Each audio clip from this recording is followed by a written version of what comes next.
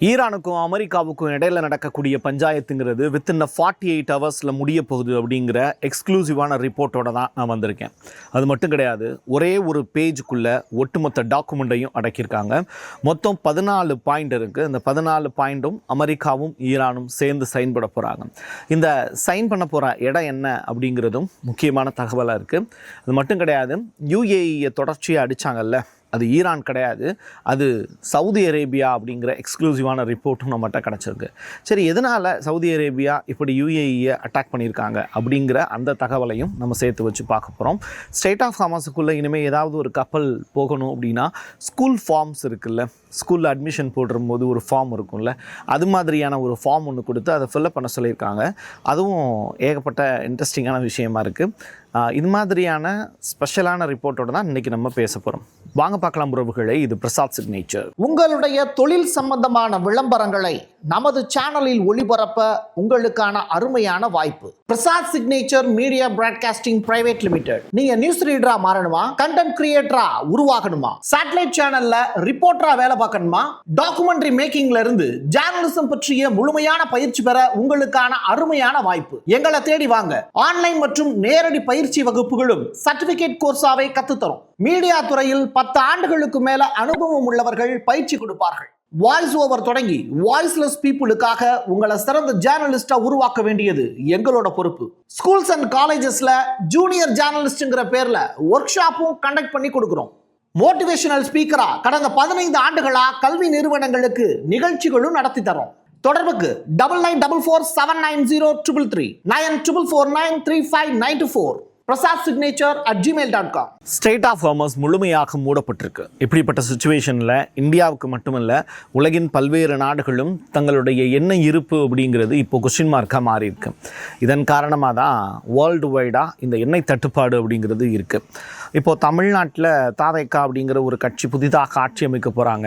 அவங்க 6 சிலிண்டர் நிச்சயமாக ஒவ்வொரு வீடுகளுக்கும் கொண்டு போய் சேர்க்க போகிறாங்க அப்படின்னு சொல்கிறாங்க. இது எந்த அளவுக்கு ஏற்புடையது அப்படின்னு தெரியல. ரெண்டாவது, இது முட்டாள்தனமான ஒரு விஷயமாகவும் பார்க்கப்படுது.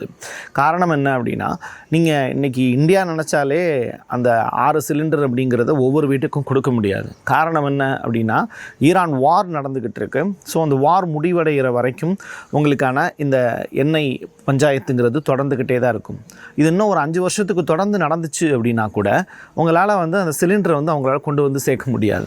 அப்போது வாக்குறுதிகள் அப்படிங்கிறது இங்கே நிறைவேற்றப்பட முடியாமல் சுச்சுவேஷனுக்கு கூட தள்ளப்படலாம். அப்படி இருக்கும்போது 6 சிலிண்டர் கொடுக்க போகிறாங்க அப்படிங்கிற மாதிரியான விடயங்கள் எல்லாம் பெருசாக பேசுகிறதுங்கிறது அறிவார்ந்த சமூகத்துக்கு ஏற்புடையது அல்ல. இன்னொரு புறம் 1 பேஜ் டாக்குமெண்ட்னு சொல்லியிருந்தேன்ல, அதில் மொத்தமாக 14 பாயிண்ட்ஸ் ஃபில்லப் பண்ணியிருக்காங்க.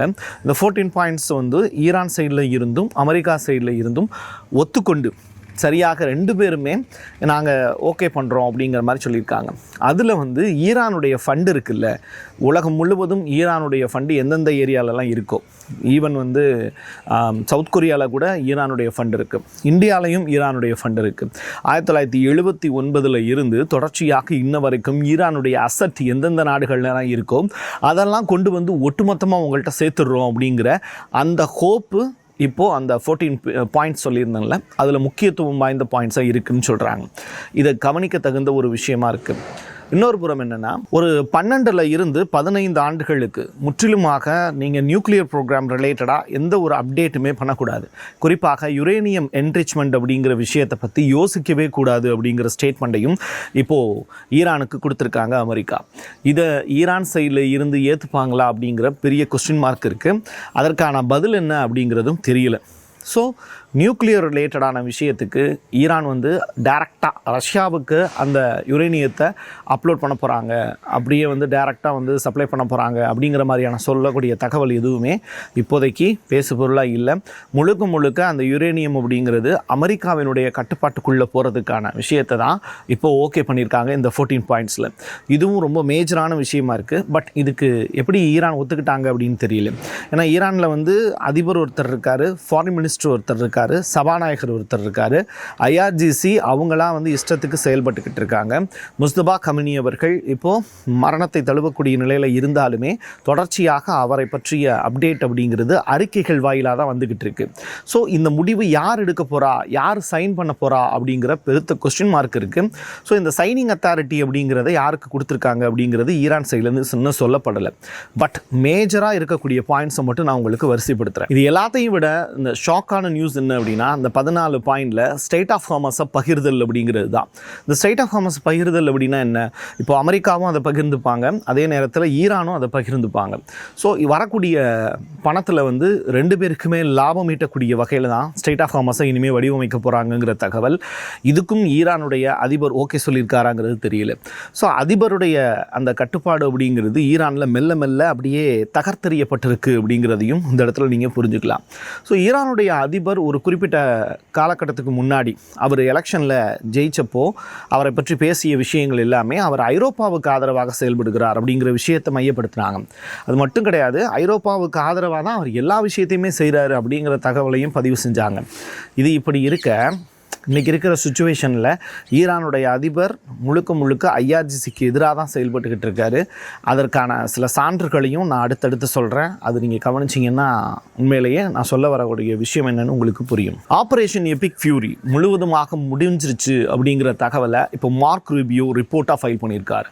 இது அந்த நாட்டினுடைய வெளியுறவுத்துறை அமைச்சகத்தில் இருந்து அவர் ப்ரெஸ் கான்ஃபரன்ஸில் சொல்லியிருக்கக்கூடிய விஷயத்தை தான் நான் ஷேர் பண்ணுறேன்.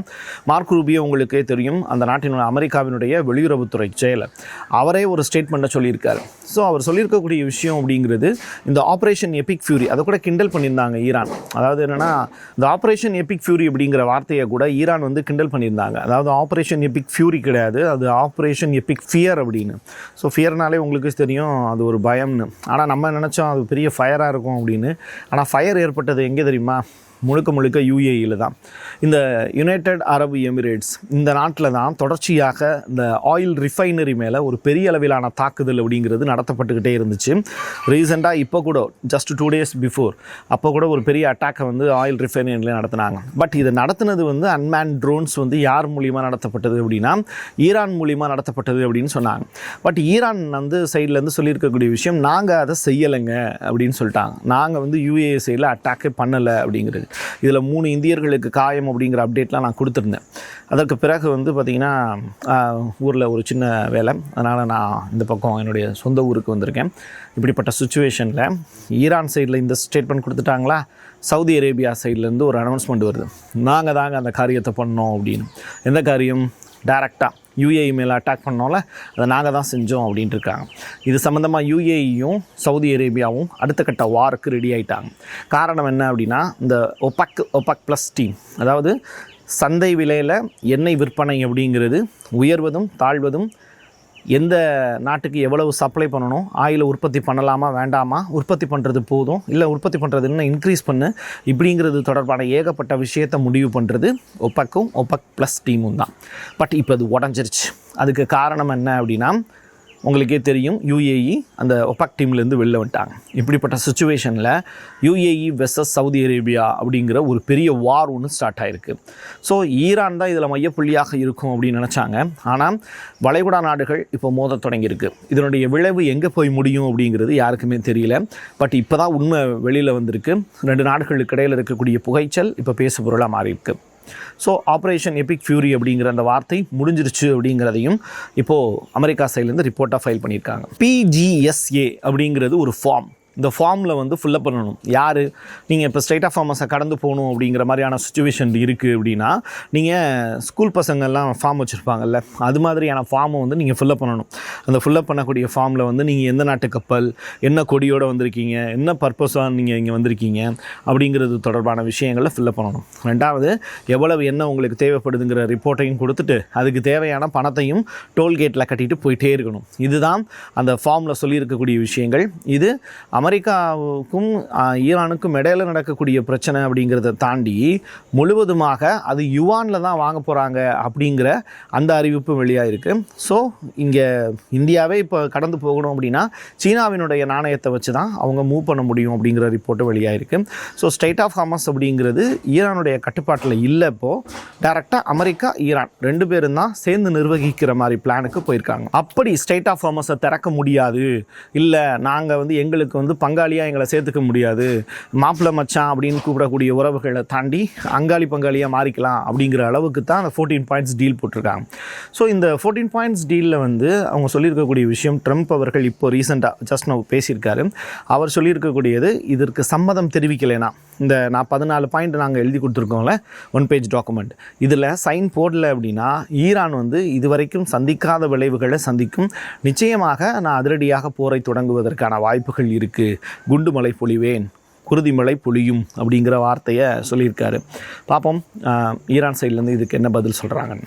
ஈரானுடைய அதிபர் பெஜஸ்கியான் அவர்கள் சொல்லியிருக்கக்கூடிய விஷயம் அப்படிங்கிறது முழுக்க ரா மெட்டீரியல்ஸ் அப்படிங்கிறது இப்போது ஈரானில் பற்றாக்குறையாக இருக்குது. ரா மெட்டீரியல்ஸினுடைய பற்றாக்குறையால் முழுவதுமாக இப்போ நம்ம டல்லாக இருக்கும். அது மட்டும் இல்லை, இப்போ நமங்களுடைய கரன்சியினுடைய ரேட் இருக்குல்ல, அதுவும் டோட்டலாக டவுன் ஆகிடுச்சு. இப்படிப்பட்ட சுச்சுவேஷனில் நம்ம எந்திரிக்க முடியாத ஒரு சுச்சுவேஷனில் இருக்கும்.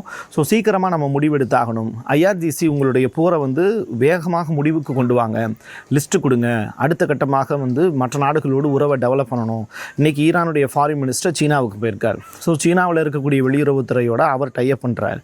சீனா என்ன சொல்கிறாங்க அப்படின்னா, தொடர்ச்சியாக போரை நடத்துங்க, நாங்கள் உங்களுக்கு ஹெல்ப் பண்ணுறோம் அப்படிங்கிறாங்க. பட் சீனாவினுடைய ஆயுதங்கள் எல்லாத்தையும் ஈரான் பயன்படுத்தி அமெரிக்கா கிட்ட அடி வாங்கியிருக்குங்கிறதையும் நீங்கள் புரிஞ்சுக்கலாம். எது எப்படியோ சீனாவினுடைய செயற்கைக்கோள் ஈரானுடைய போரில் பெரிய அளவில் உதவி செஞ்சுருக்குங்கிறத மறுக்க முடியாது. சீனாவினுடைய உதவி ஈரானுக்கு எப்பயுமே தேவை. ரஷ்யா கூட கலண்டுக்கிறாங்க, ஆனால் சீனா தொடர்ச்சியாக உதவி செஞ்சுக்கிட்டு இருக்காங்க ஈரானுக்கு.